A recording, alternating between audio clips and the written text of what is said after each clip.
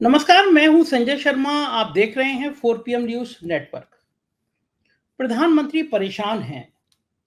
दरअसल जब चुनाव शुरू होने को था उससे 6 महीने पहले उन्होंने सोचा नहीं था कि ऐसा हाल हो जाएगा। तब बड़ा कॉन्फिडेंस था और हकीकत में बताऊं, इंडिया गठबंधन को भी उम्मीद नहीं थी कि उनके पक्ष में इतना माहौल बन जाएगा। लेकिन जैसे जैसे चुनाव आगे बढ़ा, ये तस्वीर साफ होती चली गई कि इस बार 400 पार नहीं, 200 पार का भी लक्ष्य पाना मुश्किल हो रहा है। तब देश में ये चर्चा शुरू होने लगी कि क्या वास्तव में प्रधानमंत्री जी की विदाई तय है। और फिर ये चर्चा भी शुरू होने लगी कि अगर प्रधानमंत्री जी ये चुनाव हार जाते हैं तो वो करेंगे तो क्या करेंगे। क्या नेता प्रतिपक्ष होंगे या फिर कोई और नया रास्ता तलाश करेंगे। इस बीच ममता बनर्जी ने एक बड़ा बयान दिया और उन्होंने कहा कि वो इंडिया गठबंधन की सरकार को बाहर से समर्थन देंगी। मतलब 4 जून के बाद नतीजे आने से पहले इंडिया गठबंधन की सरकार की स्थिति क्या होगी, ये पहले दिखने लगा। इंटेलिजेंस ब्यूरो की एक रिपोर्ट की बहुत चर्चा है सोशल मीडिया पे। उस चर्चा के मुताबिक कि इंटेलिजेंस ने भी माना है कि सीटें 190 भारतीय जनता पार्टी की आ रही हैं। तो क्या माना जाए कि ये प्रधानमंत्री मोदी के 10 साल की कार्यकाल की विदाई बेला है, इसलिए प्रधानमंत्री जी हड़बड़ा रहे हैं, इमोशनल हो रहे हैं, कुछ का कुछ बोल जा रहे हैं, या कोई रणनीति है कि इतना कंफ्यूजन कर दो अपने बयानों से कि संभल नहीं पाए। इस बीच में प्रधानमंत्री के बयानों से शेयर मार्केट पर भी बहुत बड़ा असर पड़ा है। बाजार काफी नुकसान निवेशकों को उठाना पड़ा। दुनिया की निगाह रहती है भारत पे, तो कंफ्यूजन रहता है कि भारत में होने वाला क्या है। इस विषय पर बातचीत करने के लिए एक बहुत सीनियर जर्नलिस्ट और बहुत पैनी निगाह जिनकी रहती है चुनाव पर, महाराष्ट्र से आते हैं और बहुत अनुभव है उनको राजनीति का, राजीव रंजन जी। और मैं उनके संग पहले भी शो कर चुका हूँ। चलते हैं उनसे पूछते हैं कि महाराष्ट्र का क्या हाल है और देश की राजनीति का क्या हाल है। स्वागत है राजीव भाई आपका बहुत बहुत। अब तो प्रधानमंत्री पे तरस आने लगा है, मुझे लगने लगा है कि तो खराब, मतलब 73 साल के आदमी की ये जो कंफ्यूजन वाली स्थिति है, बड़ा इमोशनल हो जाते हैं, रोने लगते हैं वो इंटरव्यू में। ये आपको क्या लगता है क्यों हो रहा है प्रधानमंत्री के साथ ऐसा? देखिए क्या है संजय जी, बहुत अच्छा सवाल है आपका। किसी भी इंसान के व्यक्तित्व को परखने के लिए दो आयाम होते हैं। एक होता है इंटेलिजेंस क्वोशिएंट, आईक्यू जिसको बोलते हैं, और दूसरा होता है इमोशनल क्वोशिएंट जिसको ईक्यू बोलते हैं। ठीक है। अब मैं हमारे प्रधानमंत्री के आईक्यू पे तो मैं बात करना नहीं चाहूंगा, कोई चर्चा भी नहीं करना चाहूंगा, क्योंकि वो बादलों के नीचे से प्लेन गुजारने की बात करते हैं और रडार की बात करते हैं, गैस से नाली से गैस निकाल रहे हैं और खाना बनाने की बात कर रहे हैं। तो let us not talk on IQ of our prime minister. पर ये जो दूसरा जो आयाम है जिसको इमोशनल क्वोशिएंट कहा जाता है, ये बहुत ही इंपॉर्टेंट चीज है। और आपके दर्शकों को मैं जो अभी बताने जा रहा हूं, ये उन्हें बहुत ध्यान से सुनने की जरूरत है, क्योंकि ये उन्होंने कहीं भी नहीं सुना होगा। और मुझे ताज्जुब है कि क्यों नहीं हमारे अपोजिशन लीडर्स इस बात को उठा रहे हैं। देखिए, भारत एक एटॉमिक पावर है, ठीक है, परमाणु बम हमारे पास में है। तो क्या इस देश के ऐसे व्यक्ति के हाथ में हम परमाणु बटन दे सकते हैं जो इमोशनली बहुत ही ज्यादा क्या बोला जाए, मतलब बहुत ही ज्यादा इमोशनल हो रहे हैं, बहुत इमोशनली डिस्टेबलाइज दिख।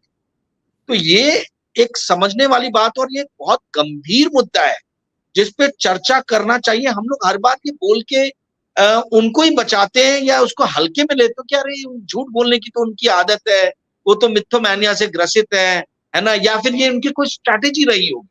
मतलब कमजोरियों को भी हम स्ट्रैटेजी बना देते हैं।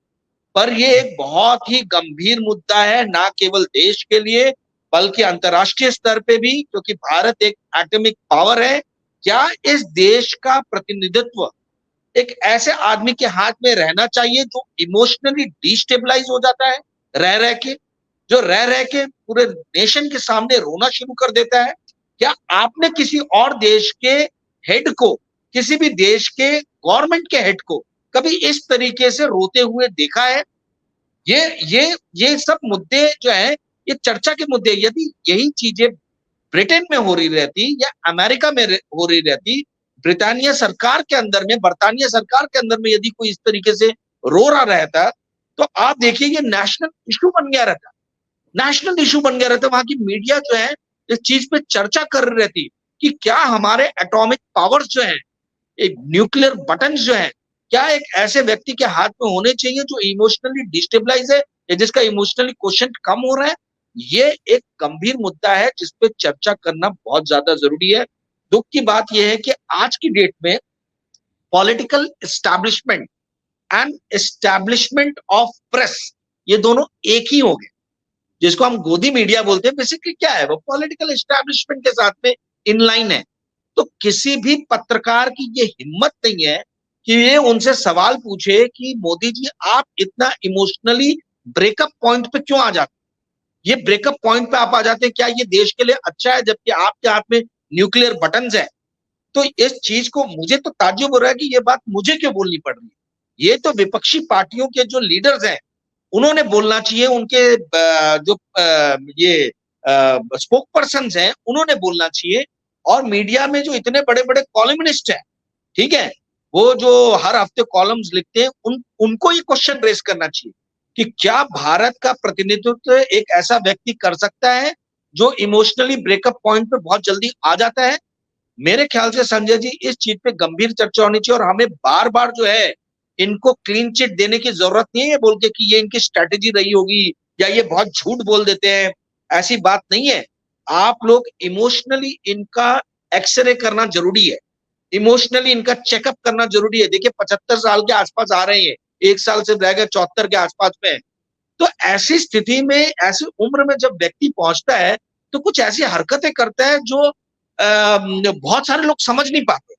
मुझे चिंता इस बात की कि क्या वैसे व्यक्ति के हाथ में हम न्यूक्लियर बटन दे सकते हैं क्या, ये एक सवाल है। क्योंकि ये एक इंटरनेशनल सिक्योरिटी के लिए भी इसके बहुत बड़े जो है मायने हैं। हमने देखा 2019 में क्या हुआ था बालाकोट के टाइम में।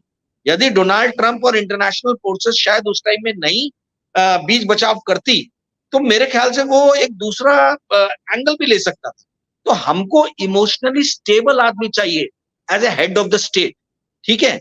As a head of a state हमें ऐसा नहीं चाहिए कि आप मालदीव से भी झगड़ा कर लो, आप नेपाल से भी झगड़ा कर लो, आप श्रीलंका से भी झगड़ा कर लो।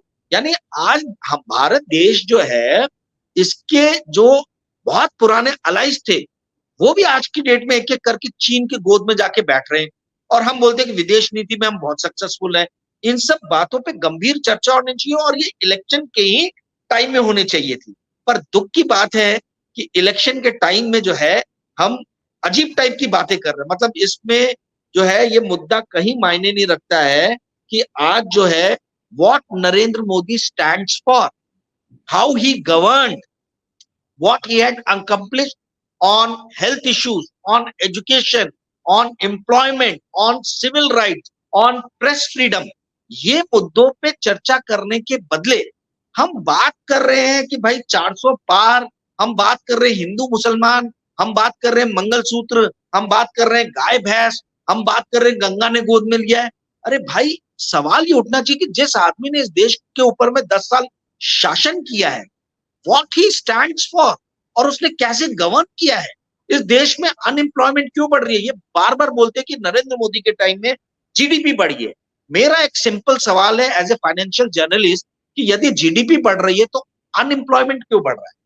जीडीपी बढ़ रही है, देश का विकास हो रहा है, तो एम्प्लॉयमेंट बढ़ना चाहिए, अनएम्प्लॉयमेंट क्यों बढ़ रहा है। यदि आप बोल रहे हो कि 25 करोड़ लोगों को हमने गरीबी रेखा के ऊपर लाया है तो फिर आपको 81 करोड़ लोगों को फ्री राशन क्यों देना पड़ रहा है। इस टाइप के सवाल जवाब होने चाहिए, इस टाइप के मुद्दों पे बहस होनी चाहिए। और इस टाइप के मुद्दे जो है पूरी तरीके से गुआड़। जी संजय जी। वहां सवाल होते हैं कि प्रधानमंत्री जी आप थकते क्यों नहीं हैं, प्रधानमंत्री जी आप आम काट के खाते हैं या चूस के खाते हैं, प्रधानमंत्री जी आप बटुआ रखते हैं या नहीं रखते हैं। ये सवाल होते हैं। खैर इन सवालों की बलिहारी है। इसका मतलब ये कि एक कहीं ना कहीं देश को इस पे भी सोचना चाहिए, एक नियम इस पे भी बनना चाहिए कि भाई जब अग्निवीर नौजवान 4 साल में पेंशन लेके घर चले जाते हैं तो नेताओं की भी अब एक उम्र में रिटायरमेंट होना ही चाहिए।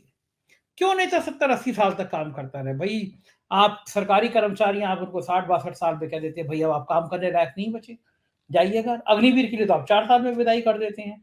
यहाँ 75 साल की उम्र में भी अब की बार 400 पार, अब की बार 300 पार और अब की बार पाकिस्तान पार, इस तरह के नारे लगते हैं। आपको लगता नहीं है इस देश को इस पे भी चिंतन करना चाहिए कि नेताओं की भी एक रिटायरमेंट की, और मुझे लगता है इससे पोल करा लें, शर्त लगा के मैं कह सकता हूँ, इस पे देश का एक पोल करा ले कि नेताओं की रिटायरमेंट की उम्र होनी चाहिए, नहीं होनी चाहिए। मैं जो शर्त है मैं हारने को तैयार हूँ। पूरा देश एक सुर में कहेगा कि जब सरकारी कर्मचारियों को 62 साल होती है तो चलो 3 साल हो रहे हैं, लेकिन 65 साल में भी नेता को भी रिटायर हो जाना चाहिए। आपको लगता है कि नेता की रिटायरमेंट की उम्र होनी चाहिए? बिल्कुल होना चाहिए। देखिए, जो विश्व की सबसे स्ट्रांग डेमोक्रेसी है अमेरिका, कुछ सोच समझ के वहां पे 2 टर्म्स रखे गए हैं, ठीक है, कि किसी भी इंसान के हाथ में असीम शक्तियां ना चली जाए। आज जो देश में हो रहा है वो क्या हो रहा है, वो असीम शक्ति हो रही है। आज क्यों पत्रकार स्टेनोग्राफर बन गए? पत्रकार स्टेनोग्राफर इसलिए बन गए हैं या वीडियो जॉकी बन गए हैं, सिर्फ पोस्टमैन का काम कर रहे हैं, सामने वाला जो बोल रहा है बिना सोचे समझे उस चीज को ब्रॉडकास्ट कर रहे हैं। ये वीडियो जॉकी और स्टेनोग्राफर पत्रकार इसलिए बन गए क्योंकि इनको मालूम है कि यही नेताओं से इनको कई दशक तक जो है इन्हीं का सामना करना पड़ेगा। और असीम शक्तियां हैं नेताओं के हाथ में। किसी भी हाल में किसी भी प्रधानमंत्री को 2 टर्म से ज्यादा नहीं मिलना चाहिए, पहली चीज। दूसरी चीज, सचिन तेंदुलकर जैसे या लता मंगेशकर जैसे जो राज्यसभा मेंबर बनते हैं, इनको किसी भी हाल में कोई भी सरकारी सुविधाएं जो है इनके ऊपर में खर्चा नहीं करना चाहिए। इनको पेंशन नहीं मिलना चाहिए राज्यसभा की या इसकी, क्योंकि ये अपने आप में इनका कैलिबर बहुत ज्यादा है। जिस देश का फिस्कल डेफिसिट और करंट अकाउंट डेफिसिट जो है इतना हाई चल रहा है, जिसके ऊपर में 205 लाख करोड़ का डेट है, उस देश को क्यों ये बड़े बड़े लोगों को जिनकी अपनी आमदनी है इनको पेंशन की सुविधा और तमाम तरीके की सुविधाएं देने पे पैसा खर्चा करना चाहिए? देखिए, इस देश में पॉलिटिकल एस्टैब्लिशमेंट के ऊपर में एक रेफरेंडम होना चाहिए। मेरे ख्याल से सबसे पहले ही काम करना चाहिए यदि इंडिया अलायंस सरकार में आती है कि वो रेफरेंडम करे कि एक प्रधानमंत्री का टेन्योर कितना होना चाहिए। एक जो कैबिनेट कमेटी में जो मिनिस्टर्स 4 रहते हैं, फाइनेंस, डिफेंस, आपका होम और विदेश मंत्री, इन चारों का कितना टेन्योर होना चाहिए। भाई 25 साल तक 20 साल तक एक ही आदमी के हाथ में आप फाइनेंस इस देश का नहीं दे सकते। 15 साल तक एक आदमी के हाथ में नहीं दे सकते, क्योंकि इससे क्या होगा, शक्तियों का असंतुलन हो। अब आप इस बात को समझिए, यदि अमेरिका इस चीज को एप्लीकेबल कर रहा है, और हमारी तो आदत है कि हम अमेरिका का अनुसरण करते हैं, हर चीज में अनुसरण करते हैं, हर चीज में बोलते हैं कि भाई वो जो कर रहे हैं वो सही है, तो हम इस चीज में क्यों नहीं अनुसरण कर रहे? ये पॉलिटिशियंस बहुत चालाक है। पॉलिटिशियंस और बिजनेसमैन इस देश के इतने चालाक हैं कि जहां पे भी इनके हितों पे कुठाराघात होने का सवाल आता है, तो ये बोलने लगते हैं कि देखो देखो देश के हितों के साथ खिलवाड़ हो सकता है। भाई, आपके हितों के साथ खिलवाड़ होना और देश के हितों के साथ खिलवाड़ होना, इन दोनों में बहुत अंतर है। भाजपा ने एक सिंपल पॉलिसी नरेंद्र मोदी के अंडर में जो है अडॉप्ट की है, और संजय जी वो पॉलिसी ये है कि यदि कोई भाजपा का या नरेंद्र मोदी सरकार का क्रिटिसिज्म करता है तो ये क्लियरली बोलते हैं कि भाई आप देश के खिलाफ जा। तो हाँ, इन्होंने पाकिस्तान चले पार्टी जाइए। को देश बना, हाँ, यही सबसे पाकिस्तान बड़ी चले इनकी जाइए। स्ट्रैटेजी। एक जी, नारा होता है जी आपको संजय जी। पाकिस्तान या पाकिस्तान चले जाइए। आपको नहीं हाँ, लगता कि या आप भारतीय जनता पाकिस्तानी हो। हाँ, आपको नहीं लगता कि भारतीय जनता पार्टी जो है वो नरेंद्र मोदी प्राइवेट लिमिटेड हो गई है? बिल्कुल सही। ये चीज तो मैं ना जाने कितने मंचों पे कितनी बार बोल चुका हूं कि पार्टी चली गई हाशिए पे, और ये पूरी की पूरी पॉलिटिकल पार्टी जो है ये नरेंद्र मोदी और अमित शाह की गिरफ्त में चल गई। अमित शाह क्या, नरेंद्र मोदी प्राइवेट लिमिटेड ही है वो। देखिए, नरेंद्र मोदी जो है ये बहुत अच्छे इवेंट मैनेजर हैं, ऐसा लाल कृष्ण आडवाणी ने कहा था, मैं नहीं कह रहा हूं। जब ये सरकार में 2014 में आए थे तो लाल कृष्ण आडवाणी ने कहा था कि नरेंद्र मोदी की एक ही क्वालिटी है और वो है कि वो बहुत अच्छे इवेंट मैनेजर। तो इन्होंने क्या किया है, पूरे के पूरे देश में अगर छोटा सा भी कुछ होता है ना तो उसको बड़ा इवेंट बना देते, और उस इवेंट की धुरी में केंद्र में ये अपने आप को रखते। तो भारतीय जनता पार्टी अब हो गई है इवेंट मैनेजमेंट कंपनी, और जिसके सीईओ हो गए हैं नरेंद्र मोदी जी। और पूरा देश, हमारा देश जो है ना, ये एंटरटेनमेंट स्टार देश है। यहाँ पे एंटरटेनमेंट की बहुत कमी है, इसलिए सड़क पे यदि 2 लोग झगड़ा भी करते हैं तो 100 लोग खड़े होकर देखना चालू करते हैं, ठीक है। तो उनको मालूम है कि ये एंटरटेनमेंट स्टार्ड कंट्री को, जो एंटरटेनमेंट की भूखी है, इसको कैसे छदम कैसे खोखले मतलब इश्यूज दिखाए जाए कि G20 समिट हो रहा है तो ये देखिए भारत बन गया विश्व गुरु। अरे भैया वो तो होना ही है, वो कोई ना कोई देश तो होस्ट करेगा ही उसको, तो इसमें भारत कहां से विश्व गुरु हो गया। और आपको मैं बताता हूं, आपको ताज्जुब होगा ये जान के कि हमारा टर्म जो था 2026 में शायद आने वाला था, 26 या 27 में आने वाला था। मोदी जी ने बोल के लिए कि G20 हमको ऑर्गेनाइज करने दीजिए, क्योंकि उनको ये पूरा इवेंट जो है अपने एडवर्टीजमेंट के लिए एक साल पहले से ही अपना एडवर्टीजमेंट, अपना ब्रांड बिल्डिंग जो है वो पिकअप कराना था। तो आपका ये एकदम सही कहना, पर आपको एक अंदर की बात मैं बता देता हूँ। हर इंटरव्यू में आता हूं तो कुछ ना कुछ इंटरनल इंफॉर्मेशन देना जरूरी है आपके दर्शकों के लिए।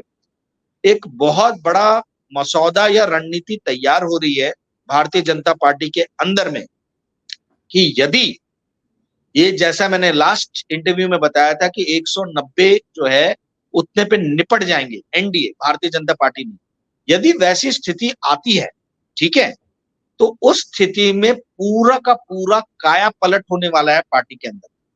अभी तक पार्टी के अंदर पार्टी प्रेसिडेंट जो है वो सलाह मशवरा से जो है ना, मतलब आपसी कंसल्टेशन और कंसेंसस से ये लोग बना लेते। मुझे ऐसा लगता है कि भारतीय जनता पार्टी में शायद पहली बार ऐसा मौका आएगा कि यहाँ पे पार्टी प्रेसिडेंट बनाने के लिए खूब द्वंद। और आप इस बात को समझिए कि ये जितने हाशिए पे पहुंचा दिए गए लीडर्स हैं, आप संजय जी इस बात को भूल रहे हैं कि नितिन गडकरी जो है वो नॉमिनेशन में नहीं पहुंचे हैं नरेंद्र मोदी के। नितिन गडकरी, जैसे मैंने आपको बताया था, आगे नितिन गडकरी बनारस में नॉमिनेशन में नितिन गडकरी नहीं गए। नितिन गडकरी जब ये नागपुर में आए थे तब नितिन गडकरी मिलने नहीं गए थे। ये भी खबर जो है 4PM ने मैंने ब्रेक किया था यहाँ पे। वैसे ही नितिन गडकरी जो है ये नॉमिनेशन में नहीं गए, शायद दूसरी जगह पे भी आया होगा, मुझे आइडिया नहीं है, पर वो नहीं गए। यहीं तक न्यूज आया होगा तो आया, पर वो क्यों नहीं गए, इसका रीजन जो है ये किसी ने इसका एनालिसिस नहीं किया है। बहुत बड़े लेवल पे इंटरनल उठापटक जो है आप आने वाले दिनों में देख सकते हैं। और जो ये कहा जा रहा है, अरविंद केजरीवाल ने एक सुरसुरी छोड़ दी है कि 2 महीने के अंदर में जो है मोदी जी को बदल दिया जाएगा। यदि सीट कम होती है तो आप देखिए किसको बदल दिया जाएगा और क्या बदलाव आता है। आप क्या समझ रहे हैं कि वसुंधरा राजे सिंधिया, जिनकी मां के पैसे से भारतीय जनता पार्टी की शुरुआत हुई है, क्या वो अपने हाथ से पार्टी पूरी जाने देंगे और खामोशी से बैठेंगी? मुझे इसके ऊपर में बहुत डाउट लगता है। गडकरी साहब यदि नहीं जा रहे हैं कहीं पे भी तो इसके पीछे बहुत बड़ा कारण है। योगी आदित्यनाथ यदि शांति से चुपचाप बैठे हुए हैं तो इसका भी बहुत बड़ा कारण है। यदि मध्य प्रदेश के जो भूतपूर्व मुख्यमंत्री थे वो यदि अशोक गहलोत से मिलने के लिए एयरपोर्ट पे पहुंच रहे हैं और उनका गर्मजोशी से स्वागत कर रहे हैं तो उसके भी बहुत मायने हैं। देखिए क्या होता है, पॉलिटिक्स के अंदर में सिग्नल्स दिए जाते, पॉलिटिक्स के अंदर में शब्दों का कोई मोल नहीं है, इसमें आपका जो एक्शन है ये महत्व रखता है ना। Action speaks louder than word, वो जो बोला जाता है वो यहाँ बहुत ज्यादा मायने रखता है। तो इस तरीके से आप देखेंगे बहुत सारे लीडर्स हैं जिनको हाशिए पे पहुंचा दिया गया है। ये शांति से बैठने नहीं वाले और ये कोई रिटायरमेंट लेने भी नहीं वाले, बस ये इस मौके का इंतजार कर रहे हैं कि 4 जून को कितनी सीट आती है वो एक बार पता चल जाए। उसके बाद में आप देखिए कि कैसे चेस का गेम भारतीय जनता पार्टी के अंदर जो है वो शुरू हो। जी संजय जी। अच्छा राजीव जी बताइए मुझे, जैसे आपने बताया कि इंटेलिजेंस की रिपोर्ट है कि एनडीए 190 पे आएगा। एक स्थिति ये है कि भाजपा 150-200 के बीच में रह जाती है तो, और एक स्थिति हो जाती है कि भाजपा 300 पार चली जाती है तो, उन दोनों स्थिति में गडकरी का क्या होगा? देखिए 300 पार के बाद के ऊपर गई तो गडकरी साहब की तो राजनीति खत्म, फिर वो रिटायरमेंट पे चले जाएंगे, राजनीति उनकी पूरी तरीके से खत्म हो जाएगी। और यदि जैसा मैंने बताया कि 190 पे निपट जाएंगे अगर, तो आप समझिए कि इनके बल्ले बल्ले चांदी हो जाएगी, क्योंकि जितने भी लीडर्स हाशिए पे पहुंचा दिए गए ये सब गडकरी साहब के पीछे लामबंद हो जाएंगे यदि गडकरी जी जीतते हैं नागपुर से तो। क्योंकि जो कांग्रेस के, हाँ, कांग्रेस के जो लीडर खड़े हुए विकास ठाकरे भाऊ जो है, भाऊ ने बहुत अच्छी टक्कर दी है, बहुत बढ़िया लीडर है और मतलब लोगों ने भी सपोर्ट किया है। देखिए कांग्रेस में थोड़ा टिकट वितरण में गड़बड़ी हो गया, यहाँ तक कि जो नागपुर के बाजू की सीट है रामटेक, ये भी 100% श्योर शॉट के लोग जीत जाते थे यदि ये नितिन राउत को टिकट देते थे, जो दलितों के सबसे बड़े लीडर हैं महाराष्ट्र के अंदर। बट नितिन राउत की आपसी पार्टी के अंदर जो इनकी रंजिशें हैं, उसके कारण उनकी टिकट कट गई। यदि उनको टिकट मिलती थी तो रामटेक की सीट भी शोर शॉट आती थी। तो ये विदर्भा जो है, ये बहुत बड़ा एक गढ़ बन के उभरता था। विकास ठाकरे, नितिन राउत, यानी ये जो दोनों बड़े लीडर नागपुर के, ये बड़े नेशनल लेवल पे आते थे। बट अब हमको 4 जून को वेट करना पड़ेगा। तो जो आपने बोला कि गडकरी जी की क्या स्थिति होगी, गडकरी जी धुरी में, गडकरी जी केंद्र में आ जाएंगे। यदि 190 की सीट मिली तो वसुंधरा राजे से लेके तो योगी तक सब गडकरी साहब के आजू बाजू जो है अपनी जो है ना रणनीतियां तैयार करने में लग जाएंगे। और देखिए, गडकरी साहब को ममता बनर्जी भी पसंद करती है, अरविंद केजरीवाल भी पसंद करते हैं। बहुत सारे लीडर हैं जो नितिन गडकरी की तारीफ करते हैं। उनके जितनी फैन फॉलोइंग पार्टी के अंदर में है, उतनी फैन फॉलोइंग उनकी पार्टी के बाहर भी है। तो मैंने आपको बताया भी था शायद एक चर्चा में कि ना राहुल गांधी प्रचार करने के लिए नागपुर में आए, ना प्रियंका गांधी आई, जिसके कारण जो भाऊ जो है विकास ठाकरे के सपोर्टर्स के बीच में बड़े इस चीज को लेकर चर्चा हुई और वो थोड़े क्रोधित थे कि भाई ऐसा, मतलब अगर वो लोग आ जाते थे तो भाऊ 100% शोर शॉट सीट निकाल सकते थे। ठीक है, पर वो अब हो गया इलेक्शन। बट मूल मुद्दे की बात यह है कि आने वाले जो 380 सीट्स पे इलेक्शन हो गए हैं, 163 सीट्स बची हैं। इसमें से पंजाब की 13 सीट निकाल दीजिए तो 150 हो गया, हरियाणा की 10 सीट निकाल दीजिए तो 140 हो गया, 60 सीट दिल्ली की निकाल दीजिए तो 133 हो गया, और एक चंडीगढ़ निकाल दीजिए तो 132 हो गया। 132 सीट में जो है वो कड़ी, अच्छा उसमें 5 सीट जम्मू कश्मीर और लेह की भी निकाल दी, तो 127 सीट जो है, 127 सीट में क्या भारतीय जनता पार्टी 80 सीट जीत पाएगी? ये एक अहम मुद्दा होने वाला है, जिसमें महाराष्ट्र की सीट है, यूपी की सीट्स है, बंगाल की सीट्स है, और ये हर जगह पे स्थिति एकदम नाजुक चल रही है भारतीय जनता पार्टी की। जी संजय जी। बिल्कुल, आपने बड़ा सेंसिटिव बात बताई मुझे। गडकरी हार जाएंगे, ये बात बड़ा लोगों को चौंकाती है।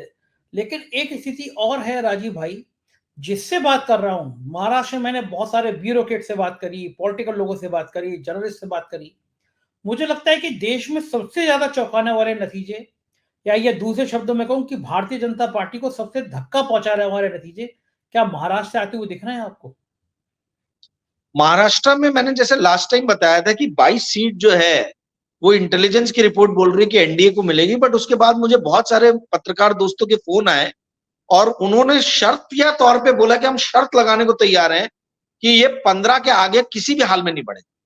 ठीक है, एनडीए पर हाँ, एनडीए नहीं बढ़ेगा। अब ये मतलब मुझे नहीं मालूम किस बेसिस पे बोल रहे हैं, बट मुझे लग रहा है कि 22 एक सीट मिलना चाहिए इनको। तो तो स्थिति तो फिर बहुत ज्यादा नाजुक है। और बीजेपी महाराष्ट्र की ही स्थिति को देखते हुए और पश्चिम बंगाल की स्थिति को देखते हुए ममता बनर्जी ने बहुत बड़ा एक वक्तव्य दिया है कि हम बाहर से इंडिया अलायंस को समर्थन करेंगे। आप इसके मायने जो है, इस चीज को समझिए, बहुत इसके पीछे गूढ़ रहस्य छिपा हुआ। जी संजय जी। क्या लगता है आपको, ममता बनर्जी के इस बयान का क्या मतलब है? इस बयान का मतलब यह है कि भारत को पहला बंगाली प्रधानमंत्री मिलने वाला है। भारत को इंदिरा गांधी के बाद पहली महिला प्रधानमंत्री मिलने वाली है। क्योंकि आप इस बात को समझिए कि 42 में से 32 सीट, 30 से 32 सीट पश्चिम बंगाल में ममता बनर्जी जीत रही हैं। किसी भी तरीके से कैलकुलेशन कीजिए तो 125 के आसपास में आके कांग्रेस निपट रही है। पूरा इंडिया अलायंस 300 के आसपास में आके निपट रहा है।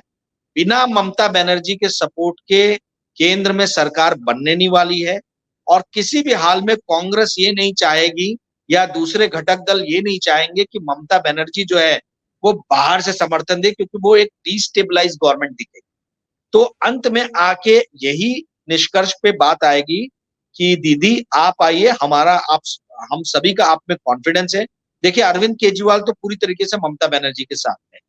ममता बनर्जी को हेमंत सोरेन का भी बहुत स्ट्रॉन्ग सपोर्ट। ठीक है, अब रह गई बात अखिलेश जी की और डीएमके की। ठीक है, शरद पवार जी का भी उनको सपोर्ट मिलेगा। क्योंकि आप एक बात को समझिए संजय जी, ममता बनर्जी एकमेव ऐसी महिला लीडर है पूरे भारत में जिसका कोई गॉडफादर नहीं, जिसने स्क्रैच से पार्टी शुरू की है। नहीं तो आप जितने भी महिला नेता देख लें, किसी का पति वो या तो किसी की बीवी है, या किसी की बेटी है, या किसी की बहन है, या किसी की गर्लफ्रेंड है। इन्हीं लोगों ने जो है पार्टियों को संभाला है, चलाया है।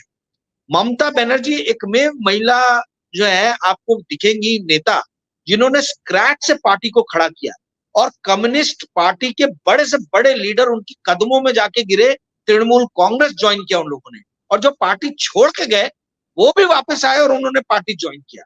एकमेव लीडर है जिसने कैलाश विजयवर्गीय, अमित शाह और नरेंद्र मोदी के जो स्ट्रॉन्ग कॉम्बिनेशन जिसको बोला जाता है, उस स्ट्रॉन्ग कॉम्बिनेशन को जो है इन्होंने मुंह की जो है ना मात दी है, मतलब मुंह की खाई है इन लोगों ने। तो ममता बनर्जी को हम किसी भी तरीके से डिस्काउंट नहीं कर सकते। बहुत सारे देखिए, गोदी मीडिया से भाजपा पे एप्लीकेबल नहीं होता, गोदी मीडिया कांग्रेस सपोर्टर जो पत्रकार है उन पे भी एप्लीकेबल होता है। आधे पत्रकार भाजपा की गोद में बैठे हैं, आधे पत्रकार कांग्रेस की गोद में बैठे, न्यूट्रल होके कोई चीजों को देख नहीं रहा है। न्यूट्रल बात यह है कि आप ममता बनर्जी की अनदेखी करके आप एक स्टेबल गवर्नमेंट इस देश को दे नहीं सकते, और कांग्रेस कभी नहीं चाहेगी कि इस देश में स्टेबल गवर्नमेंट ना बने इंडिया अलायंस के अंडर। और वैसे भी ये पूरे इंडिया अलायंस में यदि सबसे कोई वीक स्पॉट है तो वो कांग्रेस ही है, क्योंकि इंदौर में कांग्रेस का जो है वो लीडर भागा, सूरत में कांग्रेस का लीडर भागा, पुरी में कांग्रेस का लीडर भागा। ये जो नॉमिनेशन हुए हैं, ये नॉमिनेशन छोड़ के भागने वाले कांग्रेस के लीडर, कहीं आपकी ममता बनर्जी का लीडर नहीं भागा, या अरविंद केजरीवाल का लीडर नहीं भागा, या लालू प्रसाद यादव का या अखिलेश यादव का जो नॉमिनेट किया हुआ बंदा है वो नहीं भागा है। तो ये रीजनल पार्टीज को भी समझ में आ रहा है कि कांग्रेस हमारे पूरे इंडिया अलायंस का सबसे वीक स्पॉट है। पर बहुत सारे कांग्रेस की गोदी में बैठे हुए पत्रकार ऐसे हैं जिनको मतलब जो तुले हुए हैं ये बोलने के लिए कि भाई कांग्रेस के ही लीडरशिप में बनेगी तो बहुत अच्छी बात है। मैं कोई कांग्रेस विरोधी नहीं हूं, मैं भी कांग्रेस को बहुत सपोर्ट करता हूं, मेरी विचारधारा कांग्रेस की विचारधारा से मेल खाती है। सेक्युलरिज्म पे हम विश्वास करते हैं, लिबरल थॉट्स पे विश्वास करते हैं।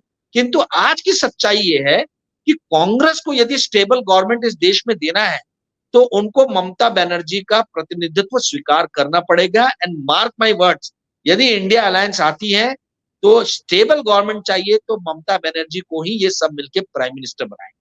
जी संजय जी, बड़ा रोचक चुनाव हो जाएगा। लेकिन एक चीज और है, हमारे गुजरात के स्थानीय संपादक है मयूर जानी, उन्होंने कहा कि स्थिति गुजरात में भी ठीक नहीं है। 6-7 सीटों पे गुजरात में भी बीजेपी फंसी हुई है। आप कल्पना करिएगा गुजरात से भी ये संदेश आएंगे कि गुजरात में बीजेपी फंस 5 गई है। सीट हार रहे हैं, 5 सीट इंटेलिजेंस के हिसाब से 5 सीट हार रहे हैं वहां गुजरात में। हाँ, 5 सीट गुजरात में हार रहे हैं। दिल्ली में 7 की 7 ऐसा सुनने में आ रहा है।